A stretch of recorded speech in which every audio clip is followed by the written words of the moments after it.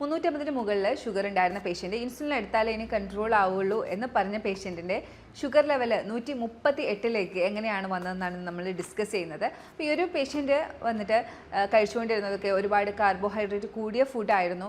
അതുപോലെ തന്നെ ഇത്രയും കൂടുതൽ ഷുഗർ ആയിട്ടും അവർക്ക് മരുന്ന് എടുക്കാനുള്ള മാനസികാവസ്ഥ ഉണ്ടായിരുന്നില്ല. മരുന്നിനോടൊരു വിദഗ്ധിയുള്ള ആളുകളുണ്ടല്ലോ, ആ ഒരു കൂട്ടത്തിലായിരുന്നു. അപ്പോൾ മരുന്ന് എടുക്കുന്നുണ്ടായിരുന്നില്ല. മുട്ടുവേദനയുടെ പ്രശ്നമായിട്ടാണ് നമ്മുടെ അടുത്തേക്ക് വന്നത്. പക്ഷേ നമ്മൾ ഫുൾ ഹിസ്റ്ററി എടുക്കുന്ന സാഹചര്യത്തിൽ ഇവിടെ ഒരു ഡയബറ്റീസിന് വേണ്ടിയിട്ട് ഗ്ലൈക്കോ ബാലൻസ് പോലുള്ള സപ്ലിമെൻറ്റ്സ് കാര്യങ്ങളെല്ലാം കൊടുത്തിരുന്നു.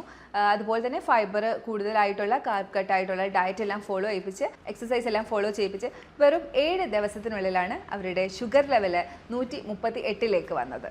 ഇന്ന് നമ്മൾ ഡിസ്കസ് ചെയ്യാൻ പോകുന്നത് ഇത്തരത്തിൽ എങ്ങനെയാണ് ഷുഗർ ലെവൽ കൺട്രോളിലേക്ക് കൊണ്ടുവരാൻ പറ്റുന്നത് എന്നാണ്. ഞാൻ ഡോക്ടർ ആമിന, നിരല ഹീലിംഗ് ഓസിസിലെ ചീഫ് മെഡിക്കൽ ഓഫീസറാണ്.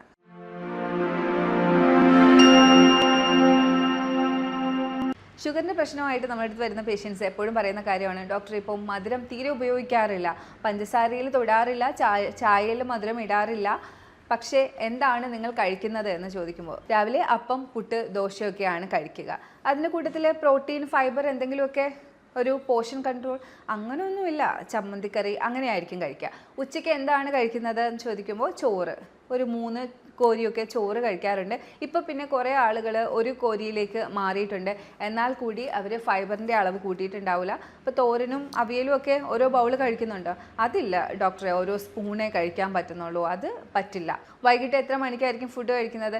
ഇപ്പോൾ മിക്ക ആളുകളും 8 മണിക്കുള്ളിൽ ഫുഡൊക്കെ കഴിക്കുന്നുണ്ട്. എന്നാലും ലേറ്റ് നൈറ്റ് ഫുഡ് കഴിക്കുന്ന ഹാബിറ്റുള്ള ഒരുപാട് ആളുകൾ എപ്പോഴും ഉണ്ട്. എന്നാലും ഈ ഒരു പോർഷൻ കൺട്രോൾ എങ്ങനെയാണ് ചെയ്യേണ്ടത്, ഇനി ഇത് ചെയ്ത് കഴിഞ്ഞാൽ എന്തെങ്കിലും ക്ഷീണം വരുമോ, അങ്ങനെയുള്ള കൺഫ്യൂഷൻസ് ഇപ്പോഴും ഒരുപാട് ആളുകളിൽ നിലനിൽക്കുന്നുണ്ട്. മാത്രമല്ല ഡയബറ്റീസ് അല്ലെങ്കിൽ പ്രമേഹം എന്ന് പറയുന്നത് ഒരു മെറ്റബോളിക് ഡിസോർഡർ ആണ്. അപ്പോൾ നമുക്ക് ഈ മെറ്റബോളിസം കൂടാനായിട്ടുള്ള ആവശ്യത്തിനുള്ള സപ്ലിമെൻറ്റ്സും വർക്കൗട്ടും ഫുഡും ഒക്കെ എത്തിയാൽ തന്നെ ജീവിതശൈലി ക്രമീകരിച്ചുകൊണ്ട് നമുക്ക് ഈ ഒരു ഡയബറ്റീസ് റിവേഴ്സ് ചെയ്യാൻ പറ്റും. നമ്മളെല്ലാവരും അറിഞ്ഞിരിക്കേണ്ട കാര്യം, ഡയബറ്റീസ് ഒരിക്കലും ഒരു ഇറിവേഴ്സിബിൾ ആയിട്ടുള്ള അല്ലെങ്കിൽ ജീവിതകാലം മുഴുവനും മരുന്ന് കഴിച്ചു പോകേണ്ട ഒരു രോഗം അല്ല.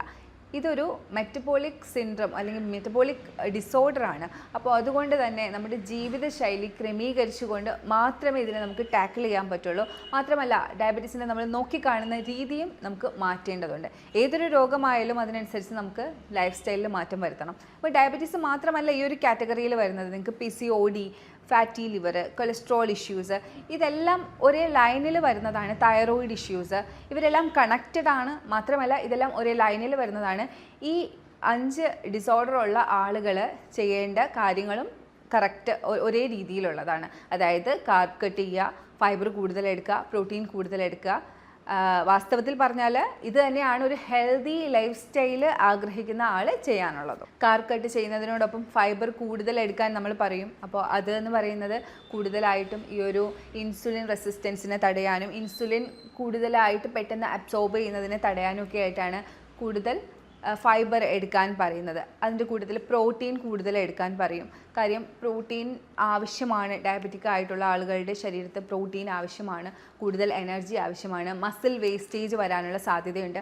അപ്പോൾ ആ മസിൽ വേസ്റ്റേജ് ഒക്കെ കുറയ്ക്കാനായിട്ട് പ്രോട്ടീൻ്റെ ആവശ്യമുണ്ട്.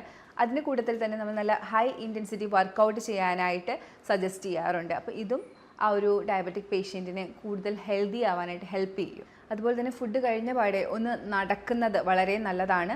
ഒരു 30 മിനിറ്റ്, കുറഞ്ഞതൊരു 10 മിനിറ്റെങ്കിലും നല്ല സ്പീഡിൽ ഒന്ന് നടക്കുകയാണെങ്കിൽ നിങ്ങളുടെ ഒരു ഇൻസുലിൻ റെസിസ്റ്റൻസ് ഒന്ന് കൺട്രോളായി കിട്ടും. അതുപോലെ തന്നെ ഫുഡ് കഴിച്ച പാടെ ഇരിക്കാതെ ഒന്ന് സ്പീഡിൽ നടക്കുകയാണ്. ഒരു 10 മിനിറ്റ് മുതൽ 30 മിനിറ്റ് വരെ നിങ്ങൾക്ക് എത്രയാണോ കഴിയുന്നത് ആ ഒരു ടൈം നിങ്ങളൊന്ന് നടക്കുകയാണെങ്കിൽ ഗ്ലൂക്കോസ് പെട്ടെന്ന് ശരീരത്തിൽ കൂടുന്നത് കുറഞ്ഞിരിക്കും. ഇതുകൂടാതെ ഫുഡിൻ്റെ കൂട്ടത്തിൽ നിങ്ങൾ നല്ല ഫാറ്റ് ആയിട്ടുള്ള നെയ്യോ ബട്ടറോ അങ്ങനെ എന്തെങ്കിലും കഴിക്കുകയാണ്, അല്ലെങ്കിൽ ഫുഡ് കഴിക്കുന്നതിന് മുമ്പ് കുറച്ച് കോക്കനട്ട് ഓയിൽ അല്ലെങ്കിൽ കുറച്ച് നെയ്യ് ഇതുപോലെ എന്തെങ്കിലും ഉള്ളിലേക്ക് എടുക്കുന്നുണ്ട്, അല്ലെങ്കിൽ ഫുഡിന് മുന്നിലായിട്ട് നിങ്ങൾക്ക് ആപ്പിൾ സിഡർ വിനെഗർ ഒരു ടീസ്പൂൺ എടുക്കാം.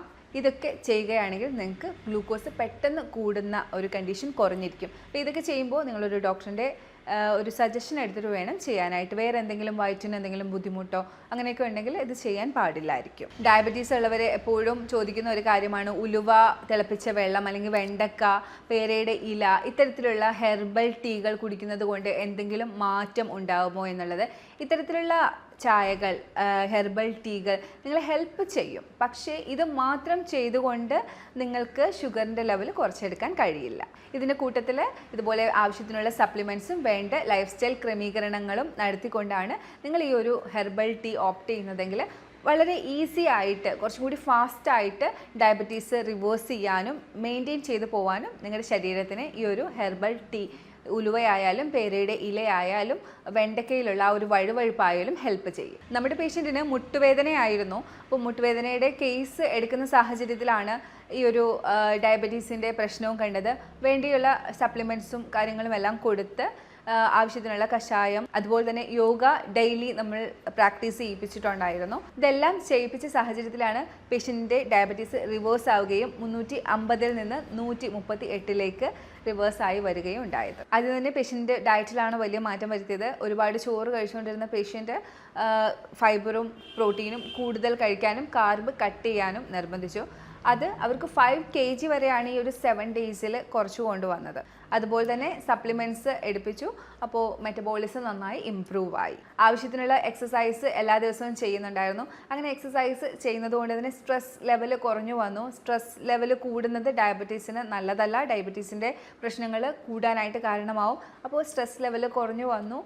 കൂടുതൽ സംസാരിക്കാനും അതുപോലെ തന്നെ മെഡിറ്റേഷനും യോഗയൊക്കെ ചെയ്യാനുമുള്ളൊരു സാഹചര്യം വന്നു കഴിഞ്ഞപ്പോൾ ആ ഒരു സ്ട്രെസ്സിൻ്റെ പ്രശ്നങ്ങളും കുറഞ്ഞു. ഇത്രയും കാര്യങ്ങളൊക്കെയാണ് ഈ പേഷ്യൻറ്റിന് നമ്മൾ ചെയ്യിപ്പിച്ചത്.